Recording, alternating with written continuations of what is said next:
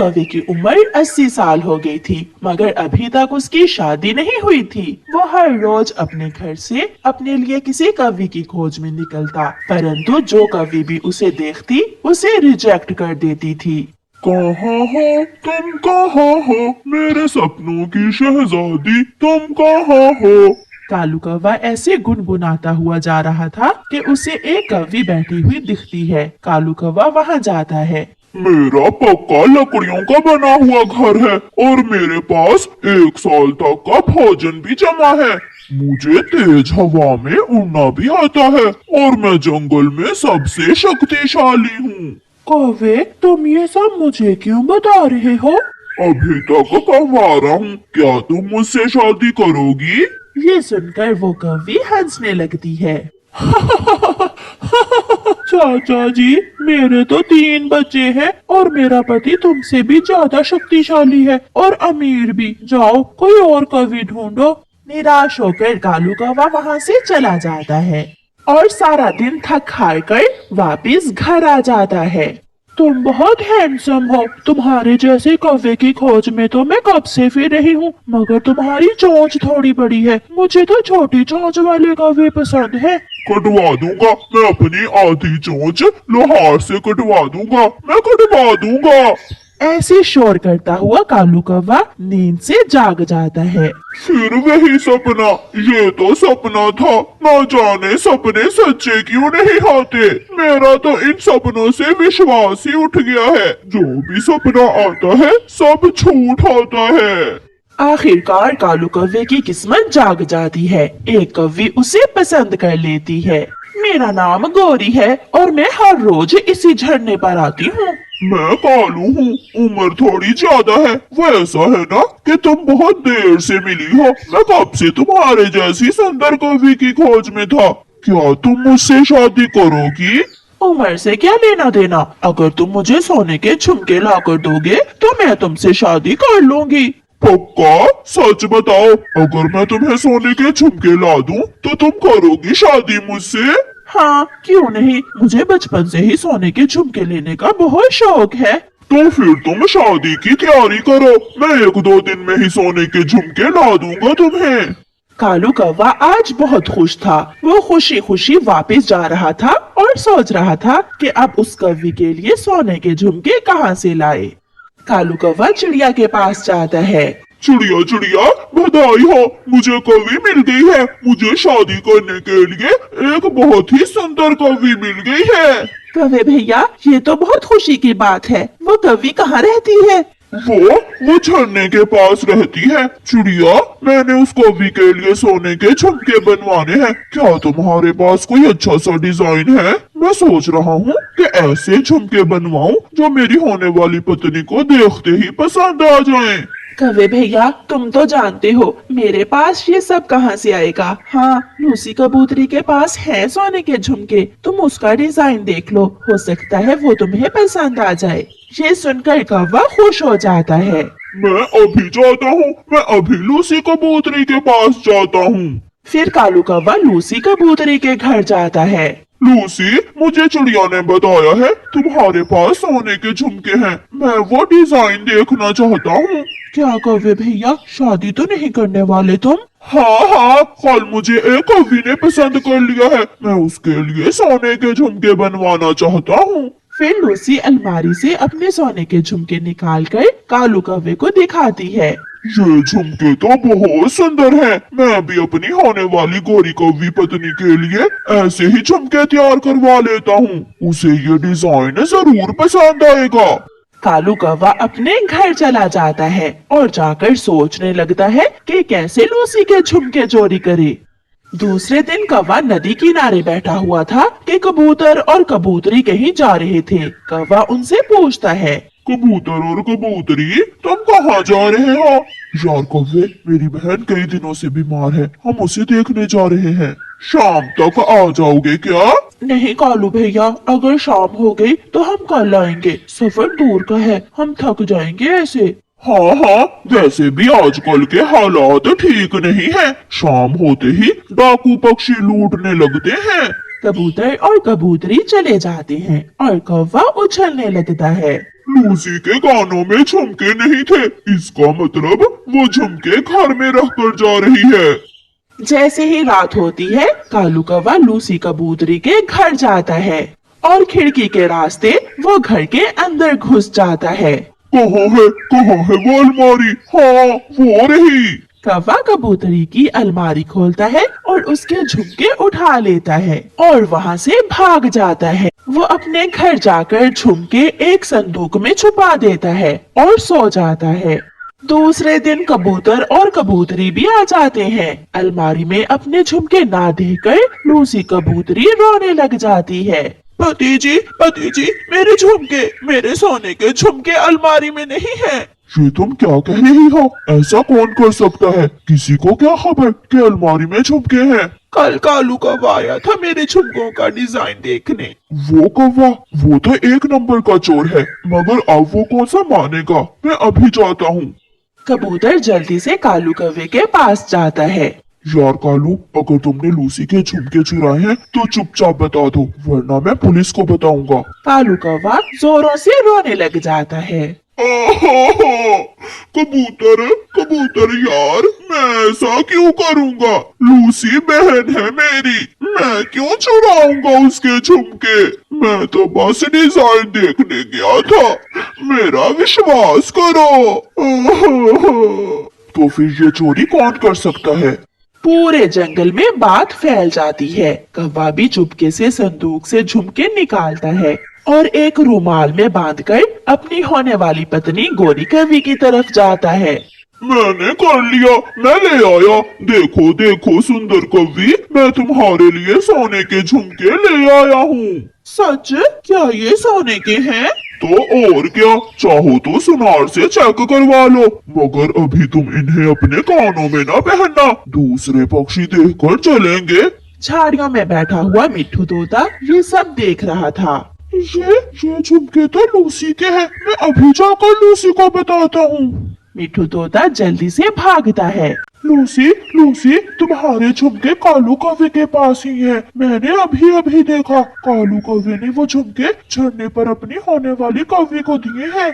सुंदर कौवे जी, तुम बहुत अच्छे हो, हम कल ही शादी कर लेंगे, तुम चिंता न करो। अब मेरी और तुम्हारी शादी समझो पक्की हुई।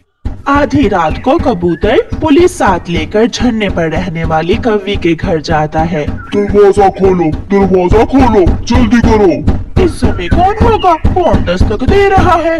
गोरी कौवी दरवाजा खोलती है। कहाँ है वो सोने के झुमके? कहाँ है? जल्दी दो, वरना बहुत मार पड़ेगी तुम्हें।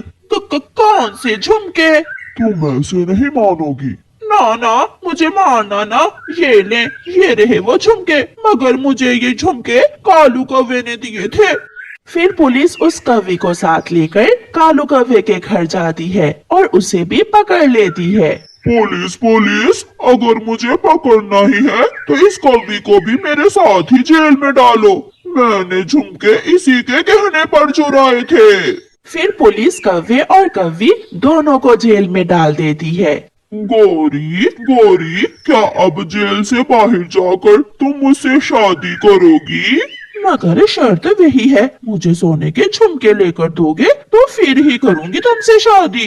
इसका मतलब हमें शादी जेल में ही कर लेनी चाहिए। प्यारे दोस्तों, इस कहानी को लाइक, अपने दोस्तों के साथ शेयर और चैनल को सब्सक्राइब करना बिल्कुल मत भूलना। आपका धन्यवाद। कालू जी, मैंने अपना भोजन खा लिया है, तुम भी खा लो। मेरे हिस्से का भोजन रख दो, मैं सुबह नाश्ता करने के बाद दाना लेने जाऊंगा। कालू कौवा अपनी पत्नी गोरी कौवी से ऐसे कहता है और फिर वो दोनों पति पत्नी सो जाते हैं। सुबह हो जाती है। गोरी कौवी कालू से पहले उठ जाती है। मैं ये कालू जी के हिस्से का भोजन भी खा लेती हूँ, कालू तो जंगल से ढूंढकर दाना खा ही लेगा। ऐसे सोचते हुए गोरी कौवी अपने पति के हिस्से का भोजन भी खा लेती है। कालू कौवा भी उठ जाता है। मेरा भोजन कहाँ है गोरी?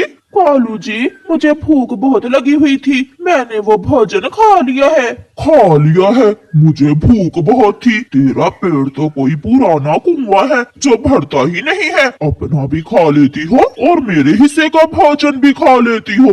वाह जी वाह, शक्ल देखी है अपनी बुड्ढे। सभी के पति अपनी पत्नियों के लिए भोजन लेकर आते हैं, तुम तो मुझे खाता हुआ देख ही नहीं सकते। मैं बुढ़ा हूँ तो तू भी जवान नहीं है, तेरे पंख भी सफेद होने लगे हैं। ऐसा कहते हुए कालू कौवा घर से निकल जाता है।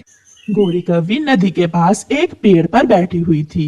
नदी के पास तोता और तोती भी बैठे हुए थे। तो मेरी तोती सुंदर सी तोती, तो मेरा तोता सुंदर सा तोता। हरियाली, लो ये अमरूद तुम खा लो। नहीं नहीं पति जी, मेरा पेट भर गया है। गोरी कौवी तोते और तोती को प्यार से बातें करता हुआ देखकर जल जाती है। एक मेरा पति कालू है कि कभी मुझसे ऐसे प्यार से बातें नहीं करता, और ये तोता इस बड़ी चोंच वाली तोती से कैसे प्यार भरी बातें कर रहा है। मिठू जी, मैं घर जा रही हूँ, आप भी जल्दी घर आ जाना, और हाँ, आते हुए मेरे लिए गुलाबी रंग की लिपस्टिक लेते आना। हरियाली तोती वहाँ से चली जाती है। गोरी कौवी तोते के पास आती है। मिठू, मेरे प्यारे भाई, तू इतना सुंदर है, और तेरी ये पत्नी, इसकी चोंच देखी है कितनी बुरी है। तू जवान और वो बुढ़ी तोती है। गौरी, जो भी है तो वो मेरी पत्नी ना। चंबेली तोती मेरी सहेली है, उसके पंख लाल रंग के हैं। अगर तुम कहो तो मैं तुम्हारी बात करवा सकती हूँ उस तोती से। ऐसा कहते हुए गोरी कौवी वहाँ से चली जाती है और तोता सोचों में गुम हो जाता है। मिठू जी, मेरी लिपस्टिक लाए हो क्या? तुम्हारे खर्चे मैं नहीं पूरे कर सकता, अपनी माँ से कहो वो लाए तुम्हारे लिए गुलाबी लिपस्टिक। वैसे भी तुम्हारी चोंच जितनी बड़ी है, लिपस्टिक लगाकर भी चुड़ैल ही लगती हो तुम। मिठू जी, ये तुम कैसी बातें कर रहे हो? हरियाली, मैं अब और तुम्हारे साथ नहीं रह सकता, जाओ तुम अपनी माँ के पास चली जाओ। अगर मैं चली गई तो कोई दूसरी तोती तुम्हारी बात नहीं पूछेगी। जाओ जाओ, तुम मेरी जान छोड़ दो। हरियाली गुस्से में अपनी माँ के घर चली जाती है। मिठू एक अच्छा तोता था, मगर था तो एक मर्द तोता। वो गोरी कौवी की बातों में आ जाता है और चंबेली तोती के ख्वाब देखने लगता है। हरियाली तोती को रास्ते में गोरी कौवी मिलती है। हरियाली, कहाँ जा रही हो? मिठू ने मुझे घर से निकाल दिया है। हरियाली, आजकल मिठू किसी चंबेली तोती के पीछे लगा हुआ है। कल मैंने उसे उस लाल रंग की तोती से बातें करते हुए भी देखा था। मैं भी अब अपनी माँ के घर में ही रहूंगी। जब तक मिठू की अकल ठिकाने नहीं आ जाती, मैं वापस नहीं आऊंगी। हरियाली चली जाती है। वाह रे गौरी, एक ही दिन में पति और पत्नी की लड़ाई करवा दी। बहुत सुकून मिलता है मुझे जब ऐसे पक्षियों की आपस में लड़ाई होती है। आज लगता है मैं हवाओं में हूँ, आज इतनी खुशी मिली है, ला ला ला ला ला। ऐसे गीत गाती हुई गोरी आगे बढ़ती है। फिर दूसरे दिन तोता गोरी के घर की तरफ जाता है। दरवाजा खुला था। मिठू तोता सीधा अंदर चला जाता है। ना मुझसे दाना ला होता है और ना ही घर के काम होते हैं, ये सब तुम ही करोगे। तो फिर ऐसी पेटू पत्नी की मुझे जरूरत नहीं है। गोरी गोरी, मैं तुमसे कोई बात करने आया हूँ। चुप कर जाओ ए मिठू, अभी मेरा मूड ठीक नहीं है। काली शक्ल वाली, कब तू मरेगी और कब मेरी जान छोड़ेगी? अगर मैं काली हूँ तो तू? तोता फिर से बोलता है। गौरी, मैं चंबेली से मिलना चाहता हूँ। कौन? तेरी माँ चंबेली? चल भाग यहाँ से। मैंने एक बार कहा ना कि मेरा मूड ठीक नहीं है। वही चंबेली जिसकी बात कल तुमने नदी पर मुझसे की थी। मैंने तो अपनी पत्नी को भी घर से निकाल दिया है। एक बार कहा ना, भाग यहाँ से, चल भाग। शर्मिंदा होकर मिठू तोता वहाँ से चला जाता है। ये गौरी की बच्ची ने मुझसे क्या करवा दिया? मेरा हंसता बसता हुआ घर मेरे ही हाथों से उजाड़ दिया। बुरा किया, मैंने बहुत बुरा किया हरियाली को घर से निकाल कर। मिठू तोता ऐसे सोचते हुए चिड़िया की तरफ जाता है। मिठू तोता चिड़िया को सारी बात बताता है। चिड़िया, मैं गौरी कवि की बातों में आ गया था। तुम किसी तरह मेरी हरियाली मुझे ला दो। उस गंदी कवि ने मेरी और हरियाली की लड़ाई करवा दी। मिठू, तुम्हें गौरी की बातों में नहीं आना चाहिए था। अब तुम चलो मेरे साथ, मैं जाकर बात करती हूँ हरियाली से। फिर चिड़िया और मिठू वहाँ से उड़ते हैं। रास्ते से मिठू तोता अपनी पत्नी के लिए लिपस्टिक लेता है और मिठाई लेता है।